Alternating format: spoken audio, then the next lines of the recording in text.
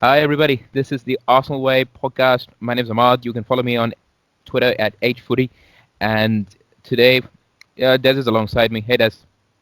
Yeah, I'm alright, man. I'm here. You can follow me at Des, 3 Z's at the end. Yeah, yeah, I told him that he's supposed to say that because I couldn't. I fucked up last time. So, um, sorry, lads. We've had a little bit of a break because my co-host was having fun at Prague while I was stuck here, and yeah, so he didn't bother to tell me that he was having a ball outside. So we didn't really set up something exciting for you.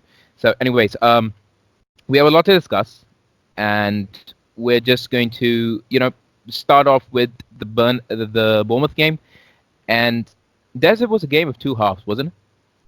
Yeah, definitely. In the first half, we looked really good. In the first half, we started to play the football like we're continuing from what we did in the cup game in Europe, and then we're bringing that back into the league game. So I was thinking we're going to continue on that path, but then the second half was just something totally different. Yeah, I don't really understand Unai Emery. He has the right ideas, but he just doesn't put in the right profile, especially in midfield. I, I'm annoyed at his this obsession with having both Guendouzi and Granit Xhaka deep in midfield. Do you think that my annoyance is justified? No, it's definitely justified because when you think about the profile of both Guendouzi and Xhaka, they both seem to want to do the same thing. They both want to be the first person to receive the ball from the back and to progress the ball up the pitch. And then when you think about when we partner both of them with players like Ceballos, who doesn't have the physical quality to complement them, then it affects the team negatively. I think the biggest problem we have in midfield, in terms of besides the fact that we're not as compact as a team, meaning that we leave too much spaces from the attack to the midfield. I think the other problem is what's it called? Is the profile of the midfield is not right. I mean, if you have Guendouzi, Xhaka, and Ceballos, then you're lacking physically, you're lacking in mobility as well. And then when the opposition starts to gain confidence and starts to play, then you're finding it difficult to retain the ball, to regain the ball back from them. If you can't get the ball back from the opposition, then you start playing basketball with them, and that's the issue we're having. Yeah, yeah, I see that. I've seen that most of our games that we've tried this season, almost all of them turn into basketball games one way or another, because because of a lack of control. But shouldn't Granit Xhaka, considering the role that he plays in midfield, be able to remedy that, or are we asking too much from him, considering he is basically a liability in midfield even now? No, I don't. I think Jack is a good player. He's not an awful player. He's a good player, but he has his limitations. I don't think you'll be able to gain control just by having one player. I don't think one player can give you that. If you have a midfield with Xhaka, Guendouzi, and Ceballos, you don't really have anybody in there that's good at defending. So at the end of the day, once the ball is lost, doesn't matter how many passes they can play. I mean, if you don't have the ball, you can't play any passes. So once Bournemouth start to gain confidence and start to attack full force and they're countering us and everything, we're not able to get the ball back. And if we can't get the ball back, then you can't have control in the first place. And to begin with, we're not really a team under Emery that has good control over games, anyways. So when you mix that with the fact that we're struggling to get the ball back as well because of how lightweight the midfield is and lacking in defensive quality, then that's why we end up in these games. We end up in these spells where the opposition have the ball for long periods of time. They're able to build stuff against us. These are the issues. Yeah, I understand those, but uh, the midfield makeup. I'm just gonna focus on Ceballos for a second. Um, Des most confused the guy as someone who's going to replace Mesut Ozil in the side. And when he was signed, most of us were under the impression that he's going to be the guy who's going to play the number 10 role and link up with the forwards. But he's not that kind of midfielder, is he? I like Ceballos a lot. I think a lot of people are forgetting that he's 23 years old. He's also in a new country. I mean, he's not like an experienced player or a player who's been playing regular football for not regular football for a long time or playing at the highest level for a long time. At Roma Madrid, he wasn't a starter, so he's basically just becoming a starter properly for us. So I think people are forgetting that fact. The other thing is that he's not really a 10. I mean, you can't compare him to Ozil. Ozil is a playmaker. Ozil's a 10. He's more of a forward. Ceballos is more of an actual midfielder. He's more of an eight. He's basically more of like a builder player from the back, from deep, but he can get into the final third and tries to do these little tricks. But I But think what's it called with him? With him, the issues if we're expecting playmaking from him and just direct running with the ball, I think we're misunderstanding his qualities. yeah, and I don't think it's just us fans that are misunderstanding the qualities. I think the manager is the same because I saw the game again today, and I saw him basically drifting, and he was one of our pressing triggers in this match as well. He was the one that was pressing Bournemouth's Billings and their centre halves to quite a large extent in the first half, and uh, you know the number 10 role itself is evolving.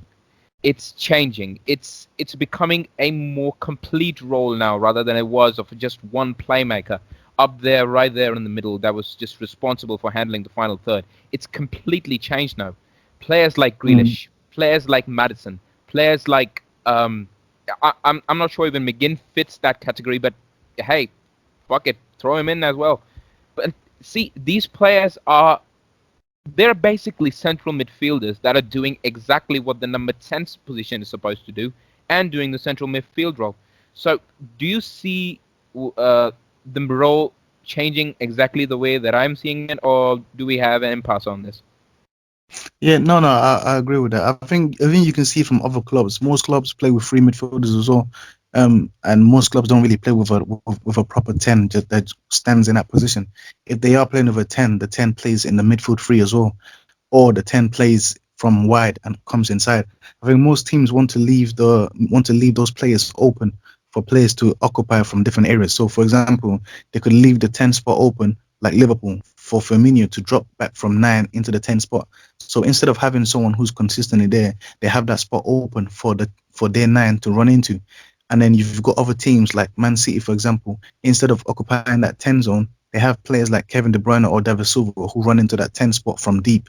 So teams have players going into the 10 spot from different areas. I think Grealish is even playing wide sometimes as well, and then he moves from wide into the 10 spot. The same with Ericsson at times for Tottenham. So I don't think people want a lot of these teams want to have a specific 10 that just waits in that position. They want people to attack those positions. Yeah, that makes the teams really unpredictable in my opinion, and that's Yes. something that I feel that Arsenal lack. Okay, Des, let's move on towards the EL. I really enjoyed those games more than the Premier League. I felt that the balance was good. I felt that the attacking transitions were great. I felt we had more control in there. What do you really see is the core difference between performances in the Premier League and the performances in the Europa League? We don't consider the opposition in this. Yeah, of course, if you say we don't consider the opposition, but we do have to obviously mention that the level the level is different to the level in the Premier League. That's the first thing, but that's not the only change. The major change is when we do play in these cup games or the European games, we play with the second team. So we're basically playing with the second midfield. In that case, we're playing with Torreira and Willock in midfield together.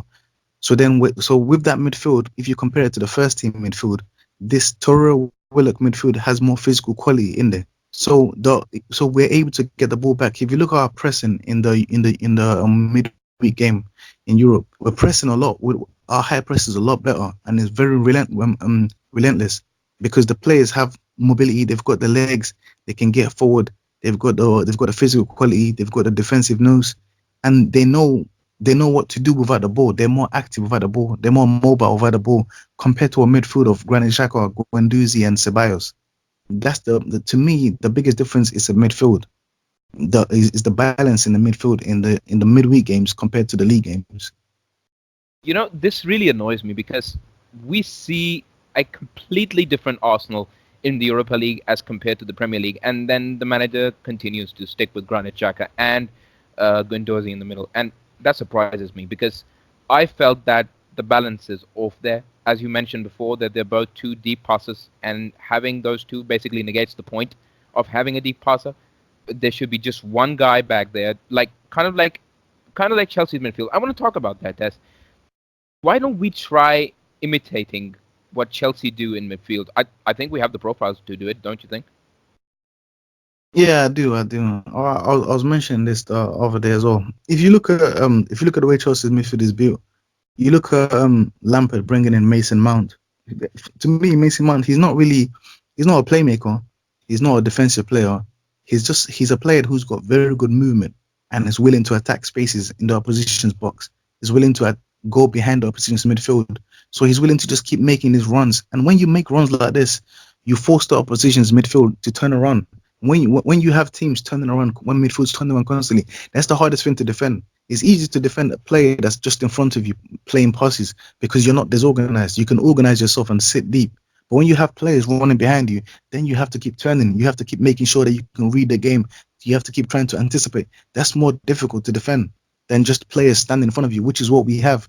We're playing with Guendouzi, Xhaka, Ceballos at times, and we're playing with players who mostly want to play in front of the opposition. We're basically missing what Ramsey offered. With Ramsey, what he offered was that off the ball run from deep. That makes the opposition's defenders think, because at first they have to concentrate on our front three, but then all of a sudden they have to concentrate on someone making a run from deep whilst trying to keep in contact with our strikers and our wingers. They also have to think about our midfielders running behind. That's the kind of unpredictable moves that we're not currently having with our midfield profile. I think we can actually follow what they're doing. If you look at Jorginho, I'm not talking about the quality or anything like that. I'm just talking about the profiles. If you look at what Mason Mount is doing from deep, the runs he's offering, someone like Willock can offer that. He can run it. He can make those runs constantly, and I feel Willock is even better at ball carrying as well than Mason Mount. So he can also Willock can offer that kind of constant movement from deep into the opposition's half, into the opposition's defensive line, beyond the opposition defensive midfield, and then you can play either of Guendouzi or Xhaka. They can be the Jorginho of the team, the one who wants to receive the first pass and progress the ball. And then they've also got Kante in there. Kante is there. Kante has the qualities to carry the ball and dribble, something Torreira doesn't have. But Kante also makes these runs. But the main thing with Kante is he's offering this leg, he's offering the defensive quality in the team. And that's what Torreira can offer to us in our midfield as well. That's what I think, for me, I think our best midfield is Guendouzi, Torreira, and Willock. Yeah, the profiles fits. I'm gonna switch back to Torreira for a second, Des. There are concerns within the fan base and on Twitter that maybe Torreira lacks the athleticism and the physicality to be a defensive player in the Premier League. I don't think if that probably stems from his second part of last season and the fact that he isn't starting for Unai Emery in midfield this season. Um, do you think that his lack of athleticism, and people even said that he is a poor passer from the back and he's not penetrative enough like Granit Xhaka is or Guendouzi is in certain situations. So do you think that those fears that maybe Torreira isn't really a Premier League six, like maybe someone like Fabinho is, or if you're going to go outside of the Premier League, like Casemiro is someone, or Partey is for Atletico Madrid, someone that is both athletic, physical, tall, and can play the ball out from the back in various circumstances. Do you think Torreira is limited in that regard, and do you think that he should be starting for us, regardless of those limitations? Yeah, I think the first thing, of course, Torre is limited physically. You can see his size and everything, and he's not blessed with what Kante has. But at the end of the day, what Torre has. He's a very smart player. He can read the game defensively, and if he when he starts in the six and he can see what's in front and he's looking at what's in front of him, not when he's having to run back and forth from eight because he has to defend deep. When he can see that all the angles from deep, he knows how to read the game. He knows how to block the spaces in the. I was looking at the game in the Europa League. He was making so he was like from deep. He runs in between our right centre back and the right back to cover the space there. The only players that make those kind of reads in games, those are smart defensive players. They make those reads in games consistently. They try to plug the little gaps, the little holes, gaps in the team, everything. They do that. That's the sort of stuff Torreira. He's got the quality to do that. He's got the potential to do that. He's still young. I mean, the thing with defensive midfielders is that I feel like they get better as they get older. That's what I think anyways. Some of them get better. Most of them, you do get some special ones like Kante, but I feel like with more experience they get better. With Fabinho, I think Fabinho is very good, but it's not like he's flawless. He's still young and he will continue to improve, but he's not flawless. Fernandinho had his best spell as he was aging. That's when he started becoming the player that he was for Man City. as he was getting older. So Torreira still has time to improve. Of course, if we can find someone with his qualities but with more height, someone like Ndidi or Partey, then of course we do that. But Torres can definitely start for us. I don't think his limitations are that much of an issue. I mean, the main issue with him is the passing from deep. But when you have Guendouzi there as his partner, I don't think Torreira has to be the first option out the back. He doesn't really have to be the first one to receive the ball. He has the quality to make himself available to receive the ball, but he doesn't have to be the one making those passes into the final third. That can be Guendouzi. Yeah, makes sense. But we also talked about on the last pod that the makeup of midfields is changing. You don't really need a predominant ball player at the back in your midfield three to influence games. And I mentioned that maybe Jorginho and Rodri are some of the exceptions, but the rest of the league don't really have focus on that kind of player, do they? I don't even like with Rodri. I don't even think Rodri is like a special passer. He's not like a Busquets or Pirlo or something like that. He's off that level, but he's maybe someone who we've compared to them because of how he looks in comparison to them or how he's played. But he's not consistently a smart passer like those kind of players. I mean, even Busquets is not as good a passer as someone like Pirlo, for example. So I don't think it's 100% necessary that you must have the passer from deep. I think the most important thing is to have balance. I mean, you look at some of you look at a midfield like Barcelona, for example. They've got Busquets in there. Right now, they play with Busquets, Arthur, and Frankie De Jong. But then you look at the last game over the weekend, they won 4-0. I felt like that was probably their best performance this season. They Yeah, play it in was. the midfield. In their midfield, they played with Frankie De Jong, they played with Arthur, and then they played with Vidal. And what did Vidal offer? Vidal offered that player from deep who was making runs into the final third, and he scored a goal from that. That's the kind of balance that you want in your midfield. You want to have that. You want to have that defense. You want defensive quality, but you also want mobility as well. You look at PSG this season compared to other seasons. They have Idrissa Gana Gueye. What does he offer as well? He offers the defensive quality, but he gets into the box. During this weekend, he scored a goal as well by getting into the box. But in the tougher games, you're going to see his defensive qualities, but also you see his mobility into the final third. I think those are the things that we need. We need that sort of balance. It's not necessary to have someone like Granit Xhaka to play passes. You can have your centre backs play those passes. You can have Guendouzi play those passes. It doesn't 100% have to be the one specific player to do all that job. Yeah, makes sense.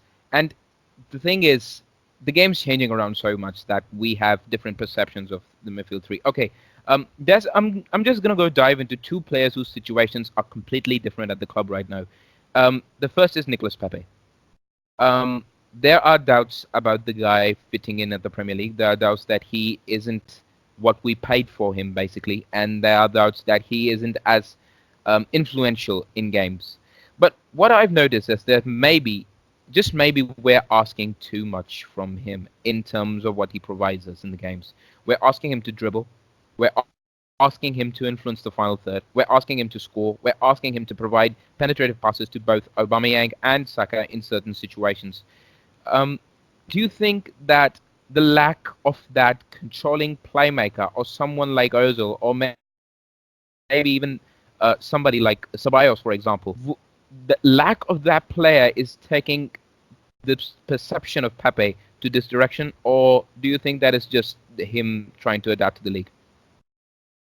I think he definitely needs to adapt. I mean, he said himself that he still needs time to adapt. It's going to take him some time. He's playing in a totally different system and in a totally different league, so he's going to need time. And the other things, I think people um got carried away by the goals that he was scoring in Lille. I think people forgot that he scored a lot of penalties as well. I think Yes. his overall goals he scored in the league minus penalty was probably something like 13. This is the reason why when we were linked to Zaha and people were saying he's never scored more than 10 goals or something like that. I was saying to people, look, if you take penalties away from a lot of these wingers, a lot of them don't score 15 plus goals. Son, Zaha, Pepe, a lot of these guys they all score in a similar range, but just above 10. A lot of them don't score like Mane or Salah. Not every winger is like Mane, Salah, and Sterling. Not all of them are like that. That's what I was saying. So I think people expected just goals from him immediately. I think what he's shown so far is that 1v1, he can beat anybody. He's shown that technically he's a lot better than I even thought because he keeps the ball really well. And against one, two, three, four, five players, he keeps the ball very, very well. I didn't expect that from him. And the other thing is he's got vision. He can see the game.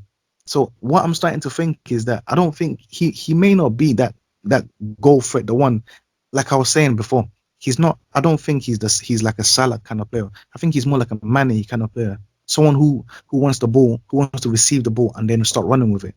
For Lille, they'll play counter attacking. They're a team that were playing in a lot of counter attacking situations. For Arsenal, we have teams sitting deep, so he's not going to get that kind of situation. If we are in a counter attacking situation, we'll see his pace and running behind. But most of the time, we're going to see his 1v1 quality and his creative quality. We've seen a bit of that. I think he's probably topping the list for us in terms of both dribbling and passes into the box. So that shows his technical quality, dribbling wise, and his vision and passing. I think the part where he's lacking is the composure in the box.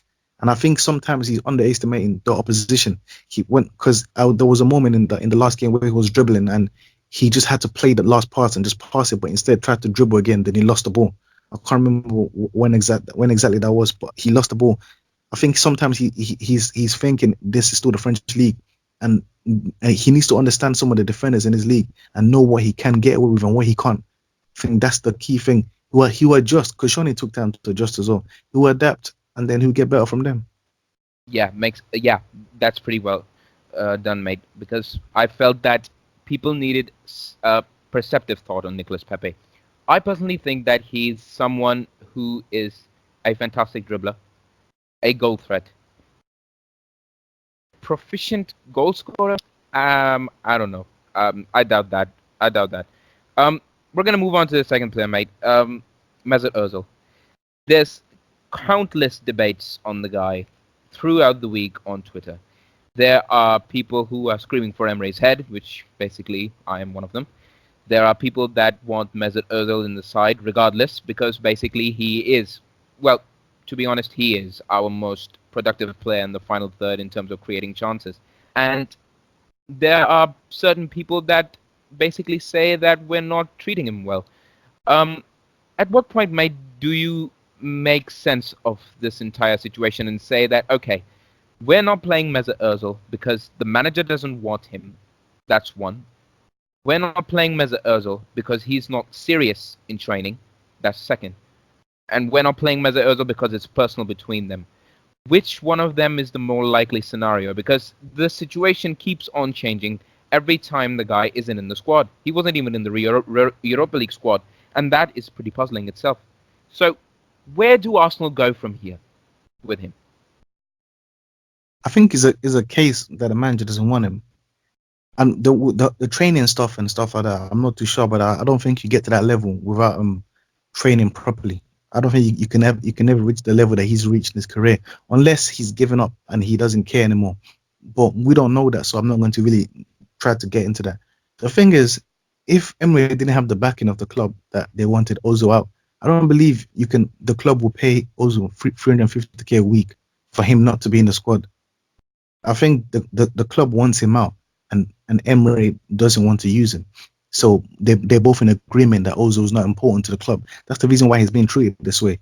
If it was if Ozil was a player who the manager wanted, not if the manager didn't want him, but the club wanted at the team, Emery wouldn't be able to keep a player who's earning 350k out of the squad. That's a waste of money. The club wouldn't keep paying a player 350k just for a manager who they didn't give a long-term contract to allow him to use Ozil like that. That wouldn't be the case. I think the club want him out, and that's what we're seeing. The thing with Ozil also is that he knew this was going to happen last season. He saw how it was going, but he still stayed. He could have gone on loan or something. So with Ozil, I don't understand. I mean, it's not a case where you're feeling sorry for him or anything, but this is just how it's going to be. I mean, Emery is basically playing. If Emery decided to use Ozil, the club wouldn't stop him. But Emery is basically acting like he's got a job here for a very long time. That's how he's acting, because if you're a coach who who knows he's going to leave at the end of the season, and you want to try and win something now, or you want to try and get some good results right now, you would use Ozil, because at the end of the day, Ozil is still better than Ceballos. Ozil's still a better player than Ceballos. The only reason you would pick Ceballos over Ozil is because you're trying to create a system whereby we play with three centre mids. So we have three midfielders who can play from deep and get into the final third. If you want to implement a system where you're playing with three midfielders, three actual centre mids, that's when you take Ozil out of the team and see we can't have Ozil in our team anymore because he's a 10. And we don't want Ozil in the front three because he's not a winger and he's not a striker. So, but he's acting like he's got a job here for a long time. If he thinks to himself, I'm going to lose this job, and he wants to play his best team, he would have Ozil in the team. But I don't think that even the next manager would use Ozil like how we think he would use. I don't think Ozil has a future here anymore because whoever we're going to get, most likely we're going to get a manager who wants a midfield that's going to have some dynamic qualities, some physical qualities, some mobility. Because most managers you can see they all want these qualities in their midfield, and Ozil obviously at this moment in his career is lacking that. So he's struggling to find a position. I said he should have gone to Bayern Munich. He should have found his way there before all the whole Germany thing happened. He could have found his way there and he could have been there because they're the last big team that still plays with a 10. We don't play with that anymore under Emery, and I don't think the next manager is going to. And I think the club and Edu and all the Raul and all of them, I think they're all back Emery in this case. So you're saying that despite Mesut Ozil being basically our best midfielder in the final third, even despite that fact, he shouldn't be in the side. Is that what you're saying? No, I'm not. I don't think he shouldn't be in the side. I think if the club wants to move in a different direction, then long term they have to think. Then long term, Ozil doesn't fit into that. I mean, if they want to play with a midfield three, that's going to be compact and with players that have legs to get into the final third, you're not going to use Ozil one day. It doesn't matter about his qualities. You look at David Silva, for example, at Man City. David Silva was a very talented player. He's not anymore. You can see the difference in the team when he's not there. You look at the team, how they lost to Wolves. They've got a midfielder of Gundogan, Rodri, and David Silva. That's a midfield that lacks mobility. There's no mobility in there. But as soon as De Bruyne comes back into the team, you see the mobility in there. You see he's running into the final third. That's what we want to have in the team. That's also the reason why I don't understand the reason why we're not playing Willock in our team. Because if you're putting Ozil out of the team because you want to play with free midfield, you want to be more dynamic and everything, then implement that to the fullest. Don't be so obsessed with Granit Xhaka and Guendouzi both having to play. Make sure that if your Ozil's out because of the lack of legs, the lack of physical quality, the lack of dynamic qualities in his game, then put in the player who epitomizes all of that, Joe Willock, and let him be in the team showing that quality. Not that you remove Ozil from the team for this reason. If you remove Ozil, then you have to do it for a reason. Not that you remove Ozil and then you play with a midfield that's very flat. That doesn't make sense. Yeah, of course it doesn't. I felt that we had to be different in regards to what we're trying to do with our midfield. And the problem I have with this is that if we're going to consistently put Ceballos and Guendouzi in the game, both who are basically 8s, and we're not going to try and even contemplate the fact that Mesut Ozil could be important in that aspect of creating chances, because mate, let's be honest, we're not creating chances well. We're not consistently putting teams under pressure. We're not creating anything of note. Aubameyang and Lacazette are feeding on scraps. Pepe is struggling because of this as well, and that translates to the rest of the team, in my opinion. Despite the lack of fullbacks, I understand that the fullbacks are a huge part of Unai Emery's football, but we as Arsenal fans should expect better. And do you think that those concerns are viable, considering that how many chances we concede in a game, the creation levels that have certainly dropped post Arsene Wenger, they've dropped by a lot, and the fact that one of the core reasons that we created so many chances was Mesut Ozil, and dropping him results in us not creating, basically gives him a great point to come back and decide. Do you think that's viable? No, but what I do think is that it's not obviously it's not what we're doing right now is not very sustainable. But I do think that what we are doing right now is we're doing it without a full strength team. I think we need to remember that we've lost Lacazette.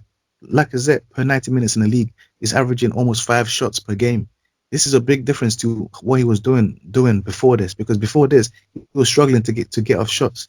If he can continue like that, then that's 5 extra shots in the game that we could have. per 90 minutes. So we still have Lacazette to come back. We still have Aubameyang to continue to play with him. Because when you think about Aubameyang and Saka playing together, and then Pepe, you've got two wingers out wide who aren't really getting off shots like that, who aren't really getting into the box to get shots because they're mostly outside the box playing in 1v1 situation. When you have Aubameyang and Lacazette, we're going to have more players in the box getting our shots. We're going to increase our shot volume just by them two being together, plus Pepe creating for them as well. The other thing is we're forgetting Tierney is going to come back. Once we're playing without Tierney, who has very good crosses into the box, that's also going to get us some shots as well. That's also going to increase our shot volume as well. And then we're also going to have Bellerin coming in, who constantly runs off the.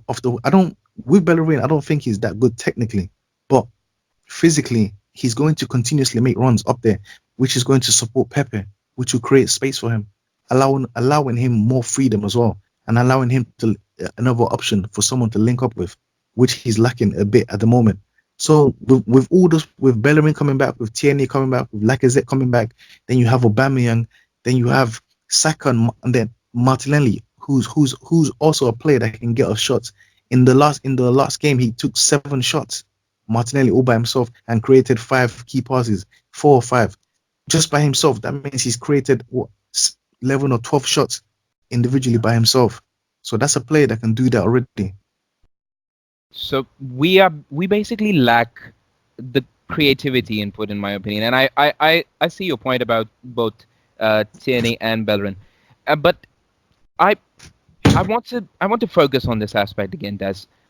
Our fullbacks right now, they're poor. What Emery wants our fullbacks to do, they can't do. Kolasinac is basically a tractor. He moves so slowly that I could even sleep a whole day and wake up and he's still there. He's that slow at times. And Chambers is not a fullback. And Maitland-Niles, we may disagree on this. We have in the past as well.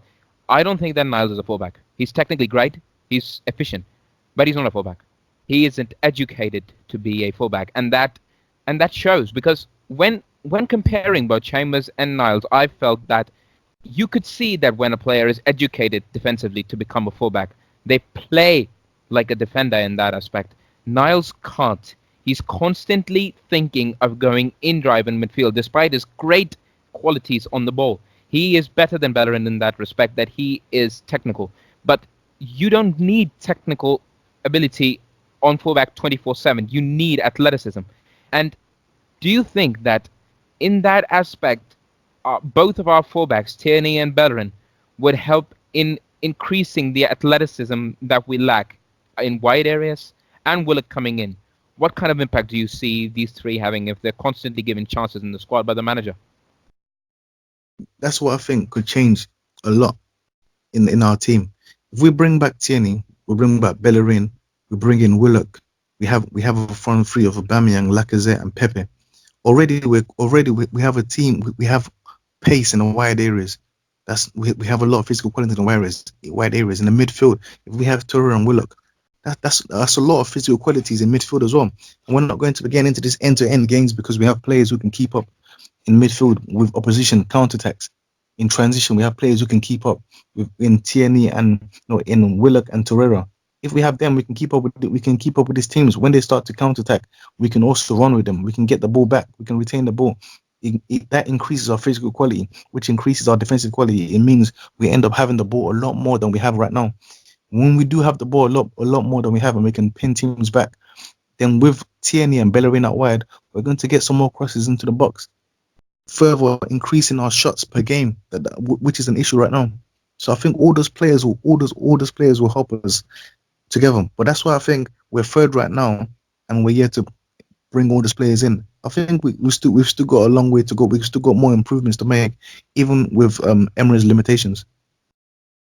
Yeah, Emery, we're gonna come back to the manager first, but Des, I want to talk about the lack of control in the side. And I've seen the last few games of the season before this. I saw the EL final, and I saw the Brighton game, and I saw this one. There was one thing that has been consistent over the past 6 or 7 games throughout both the season, despite the preseason as well, is that the lack of control. We cannot control games, whether that's down to the manager or down to the lack of players that he has is a different matter. What do you think are the factors that contribute to our lack of control in games, especially away to opposition that we know we're better than? I I saw the Watford game was an absolute disaster in terms of controlling a game. We could not control shit, and that was a fact. 31 shots is a fact. So why are we why are we so bad basically? Yeah, yeah. I think we spoke about this a lot in the last podcast as well, because you can see Emery is not really a coach who can implement this like very good positional play, or like that sort of system that gives us that control. That's one factor. The other Yeah, factor is the profile he's playing in midfield as well, as I mentioned earlier. If you can't win the ball back, you can't have the ball. That's just what's going to happen. And the thing is, you're playing in the Premier League, you're playing against teams. These aren't poor teams. Not every team has poor players. A lot of this team, look at Southampton, for example, who are lower in the league. They've got players like Buffal. Buffal is a fantastic 1v1 player. He's a very good dribbler on the ball. And that's a very low team that they have a player like that. You've got Leicester, who are climbing high. They've got Madison, they've got Tia Lemons, they've got Pratt. They've got all these players in midfield. They've got all these very good transitional players. They've got Ricardo Pereira right back. They've got Vardy. So a lot of these teams in the Premier League have very good players. Look at West Ham and their players that they've got. yeah, All these teams they all have very good players. Everton, all of them. So if you're not able to get the ball back off them in time, they're going to create something. If you give the ball to Everton and you can't take the ball back off them, they're going to create a chance because they have quality players. You can't just let players like Richarlison, Iwobi, and all these players. You can't just let them have the ball on the counter attack and think nothing's going to happen. Especially when you give them space. I mean, it's either your team that's going to sit very deep and organized, or your team that can win the ball in midfield. If you can't win the ball, they're going to keep getting chances. You look at Liverpool's midfield, for example. Their mhm, midfield is not a midfield with the profile to control games in terms of with possession, like yeah, to mhm, dictate the game or not. That's not the sort of midfield that they have. They have a midfield that's going to press and win the ball back as soon as the ball is lost, and that's the reason why they have control. They're not concerned about trying to control the game with some nice passing. Henderson, Wijnaldum, Fabinho, they're going to press you and get the ball back. Once they get the ball back, it's going to the wide areas, and then it's going to the wingers, and then they're going to attack you. That's just how it goes. We have to be able to get the ball back off these teams. Otherwise, we're going to keep playing basketball football. we constantly find ourselves in games like that, and it's unbecoming of a big squad. Okay, Des, let's focus on Emery for a bit. We've seen in the past few games that the manager himself has been a constant uh, topic of debate, as he always is. And what happens with him is that people continually expect him to play great football, and I frankly laugh at them. And I say, mate, he is what he is. We saw him the entire season. He's not going to basically turn into Pep because he spent one season with Guendouzi. That's not going to happen. The point of the matter is that do you think that the coach we currently have isn't Arsenal level in terms of playing like a top side, playing like the third best club the third biggest club in England, playing like we are Arsenal. We do not play like a club that wants to dominate, that wants to create chances, that wants to put the pressure in the opposition. We play like underdogs. We play like underdogs under fucking Bournemouth. That's what happens to us. I don't understand this aspect of his management, and maybe you can help me try and figure this out because I feel that with the quality that we have, with the players that we have in forward positions, and some of the athleticism even that we have with players coming back, he should be more um, assertive, like Klopp and Pepper, even maybe even Pochettino to some extent, and try and influence games, try and be more um, well influential, I suppose. Do you see him changing that, or he's basically a mid-table manager that somehow lied his way into a big club? Emery is a good manager, but he's a nearly man. That's just the only way I can explain him. Yeah, He he he nearly gets things right. That's just how it is. I mean, you can see the balance in the midfield for the cup games, and you can see how it has an effect. You can see what happened against Aston Villa in the second half when we thought the game was over, and when he became desperate and realized the game was going. He changed the game. He brought on Willock and Torreira in midfield with Guendouzi, and we changed the game. We had more quality, more physical quality, more legs in the midfield, more mobility, everything, and we were attacking them properly. We were getting the ball back and attacking them, and we won the game. We saw in the game against Bournemouth, as soon as the game was going away from us, we brought on Torreira, we brought on Willock, and he saw what change is. I mean, he saw what change that made. Bournemouth couldn't do anything after that because we were able to get the ball back. But Yeah, then in the next game, he doesn't go back. He doesn't go back to that formula. I mean, you can't watch our games, our cup games, and the games in Europe, and see the quality we have in the midfield and see what we're able to do because we've got quality in the team. I don't think he's the top level manager that we need, but we also need to remember that we finished 1 point off fourth last season. This season we can get into the top four because we have the players, we have the quality to do it. Is if we sort out the midfield, we should be able to do good things this season. It's just that because our attack, I think we can create enough chances, we can score enough goals. With the fullbacks coming, we can do a lot more. But we need to not be in these end-to-end games because if we're able to gain control over these games and force these teams back, we have enough quality to keep winning these games. We've only lost one game this season, and we're not even playing our best. Imagine what happens when if he actually finds the right balance in midfield. Imagine yeah. what could happen if he finds the right balance in midfield. When we bring back the fullbacks, when Lacazette comes back into the team, when we have Martinelli and Saka off the bench, coming off the bench, coming into the team, Nelson coming into the team off the bench. Once we have all of these players, our potential is huge, but he needs to find the right balance. That's what he needs to do, and then we Mate, can go far. what he first needs to do is take Granit Xhaka out of his arse. That's the first thing that he needs to do, in my opinion. And that's what annoys me. He continuously picks players that aren't fit to play the style that he wants. I think that Emery is trying to make us into a transition team, and some of the selections and some of the formations that the manager has played, I I think that's the case. But he constantly gets the midfield three wrong. He, it's very limited, Granit Xhaka, Guendouzi, and Ceballos in terms of athleticism, and I feel that we lack athleticism in basic parts of the game, and I suppose that we have to live with the fact that Emre is our coach till the end of the season. Okay, there's a, a few points on using Nicolas Pepe this season. So I was looking at Liverpool, and I noticed a few things whenever Salah has the ball at his feet. I noticed that Tar makes the run outside of him, and I noticed that Henderson makes a decoy run into half space to create space for him. And I noticed that Wijnaldum in midfield occupies the centre backs as well with his deep runs. Why can't we do that? I think these are all things we can do with the right profile on the team. I was talking about the midfield. I was talking about Willock and why I think we miss Ramsey. If you look at what Ramsey does, like I said before, he makes those runs in behind. Then you look at Wijnaldum for Liverpool. From deep, he's making runs into the final third, occupying the opposition's centre backs. You Yeah, look at De Bruyne for Man City, making those runs from deep into the right half space to make a cross, constantly running behind. You look at Idrissa Gana for PSG. yeah, That's what he does, constantly making those runs in the box. You look at Mason Mount, constantly making those runs into the box. Those runs help the wingers because they take away. Because if you're looking at 4-4-2, for example, you're looking at four defenders. The two centre backs are focused on the striker.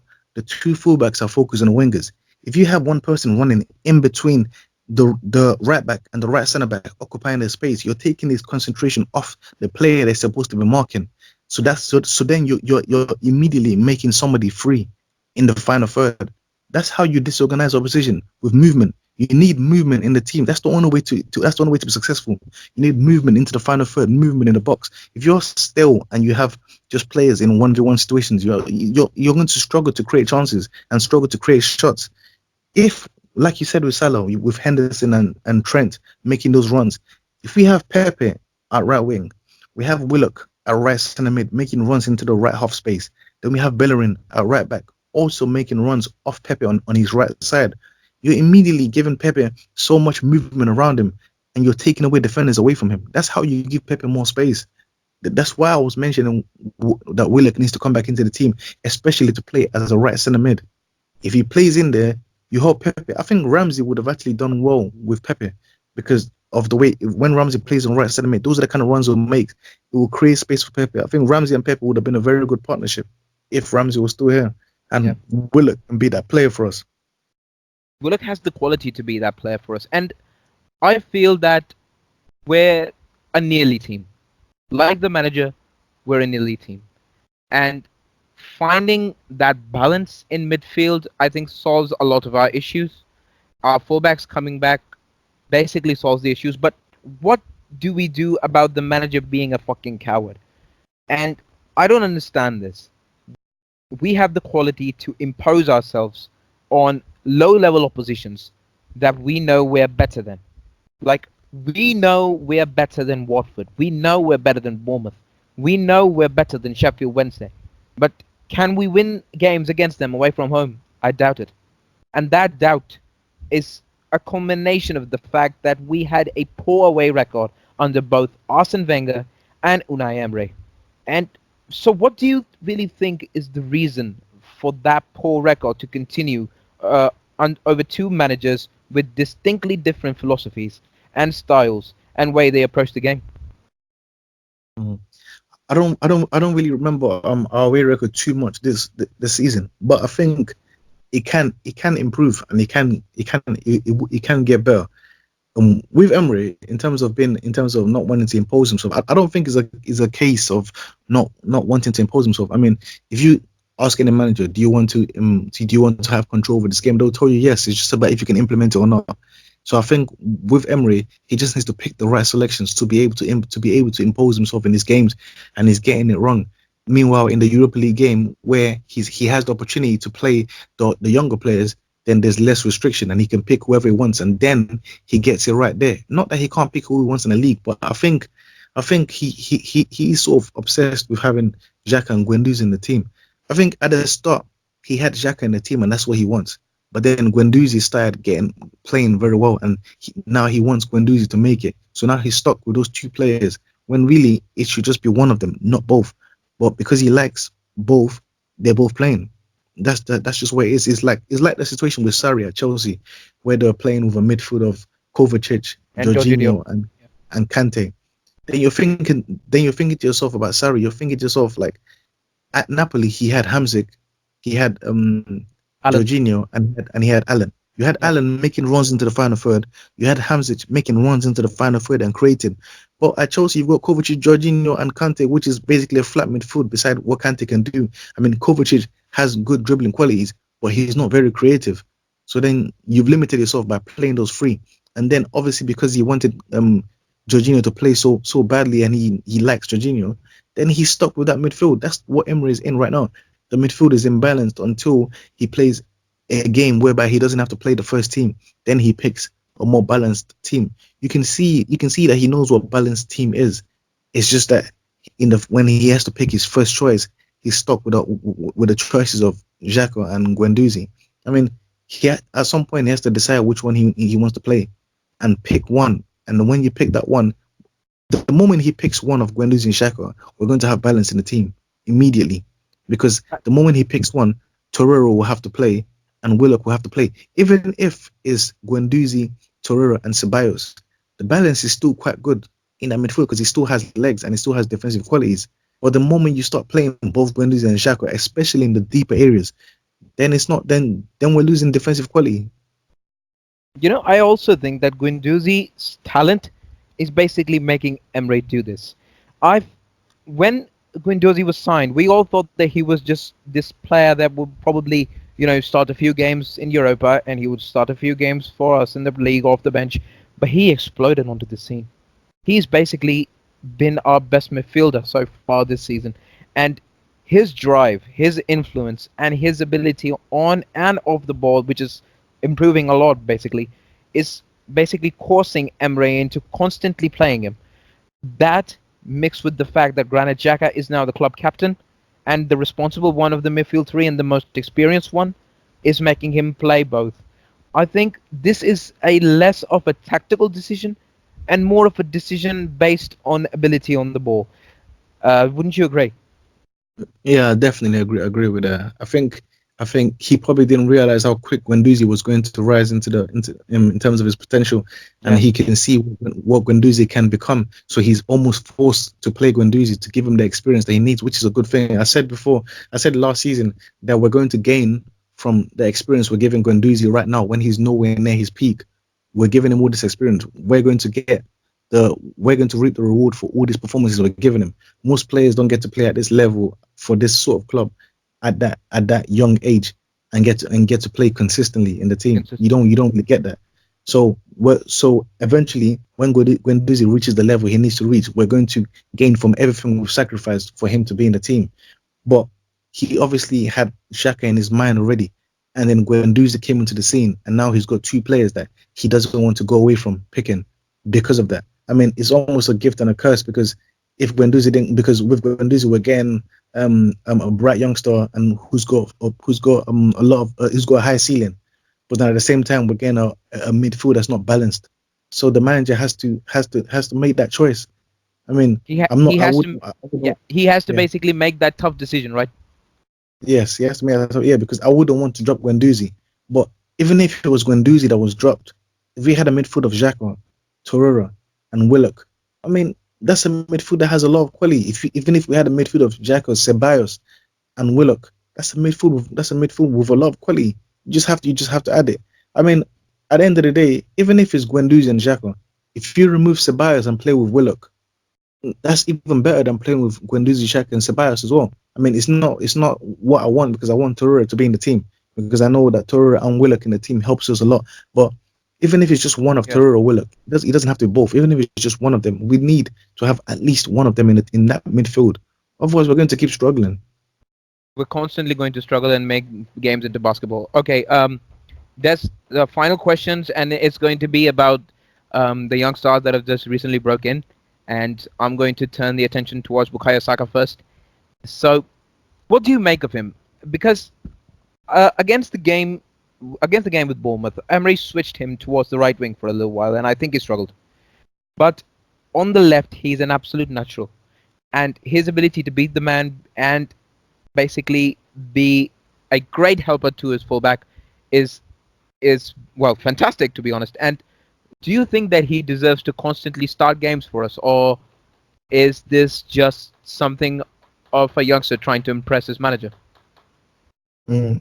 No, I think at the moment he does deserve to start because Lacazette is injured. But at the end of the day, I mean, even with him and Martinelli, it's either or if Lacazette is not there.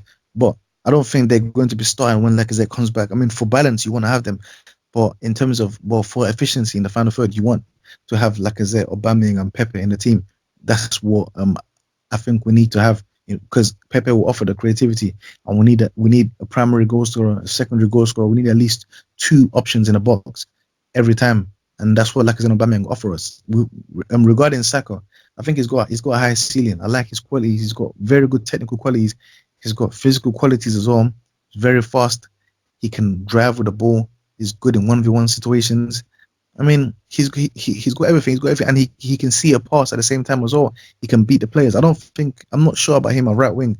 I think the way he plays a bit like Leroy Sané at left wing, whereby he has the movement on the left side, and he knows how to shift past players on the outside Yeah. whilst still sort of staying central. That's what Sané used to do. Like he can receive it and he's shifting, but he's still sort of on a straight line forward, but he's moving to the left. He has that quality. I mean, so I think he does look better on the left. So I like him. He's got a lot of quality. Yeah, and I'm hoping that he constantly influences games for us. Okay, so and what do you think about Martinelli? Is he the next Ronaldo? Martinelli, I love Martinelli. He's just got unbelievable movement.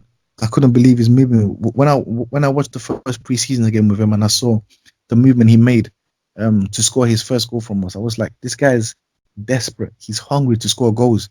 You can see it. I mean, you can just see it in the movement. He just has that. He just has that hunger for goals. that hunger to get on the end of things. It's not even just the goals; it's just the hunger to get on the end of the ball.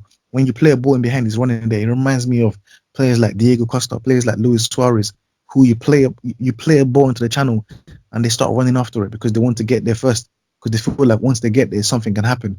So they're just desperate to get there. You look at the midweek game. Was it the game in Europe? In the what was it, 75th minute or something like that? He was Yeah. running, tracking back to come and defend, running all the way back after everything he did up front. I mean, you look at the amount of shots he got in that game: 7 shots, 5 key passes, basically You got 12 shot contribution in a game. Ridiculous from him. He's just a player that just wants to go forward. He moves in fast forward. He's a ridiculous player. And do you think that his future lies wide or as a centre forward? Because I mentioned this in a tweet, and most people said that Emery was asked this question, and he said that he's more of a wide player. Do you agree with the manager, or do you think that we should constantly play him as centre forward? I mean, I like him at centre forward, but I think when we need to consider the level as well, he's going to be coming up against some stronger defenders. We're not too Yeah. sure how well he's going to do playing centrally with that much attention on him. Meanwhile, out wide, I don't think he has the 1v1 quality, but he's very direct with the ball and without the ball. So if you have that kind of go for it from and that kind of movement from the wide area into the central area, it could make him more of a threat than him playing up front. So I'm not too sure where his exact position is, Yeah. but all I know is he should be getting to the box. He should have the freedom to constantly get into the box, especially when you look at the fact that he's good in the air as well. He seems to get on the end of this header. The header he scored, and from that angle in the midweek game, Yeah, that, that, Kenny's that was cross. that was yeah, that was a beautiful header that he scored from. So he's a threat. He needs to be inside the box. I think him playing on the left would also balance out Nicolas Pepe on the right, since Nicolas Pepe is someone who wants to play from behind the ball as well and create. So with Martinelli getting into the box, that gives the front three balance. But I don't And think he'll be a star at the moment. I think he'll be Aubameyang, Lacazette, and Pepe. do you think that his style is a little bit like Son, isn't he? His with his directness and with his play, with the ball and without the ball, the constant aggressive runs. Because everything you said in my mind just kept on rewinding Son again and again and again, except the diving and being a prick part. Yeah, I like Son. Son is a player that I like a lot. He's quality. He's very good on the ball. He's very direct on the ball. Very direct without the ball. Constantly moving without the ball. Constantly attacking space with or without the ball. Everything he does is to get behind opposition, regardless of if he has the ball or he doesn't. And that's the sort of thing that Martinelli has as well. Is he just wants to get into the final third. He wants to get into the final third if he has the ball at his feet. If he doesn't have the ball at his feet, he wants to get into the final third to receive the ball there from you. So that's I can see that comparison there. Hopefully, we'll have a great player on our hands. Oh, great, Scott! Look at the time. Uh, lads, Des, thank you very much for joining in, mate. I appreciate it. And this has been the Arsenal Way podcast. It's the second episode. You can follow me on Twitter at hfooty, and you can follow Des. Des, could you please repeat the ad? Yes, you can follow me at Des triple Z at the end. I have no idea why he has that ad, honestly. Also, for the third episode, we'll probably having a special guest. So stay tuned on my Twitter to know who it is. Thank you. Goodbye.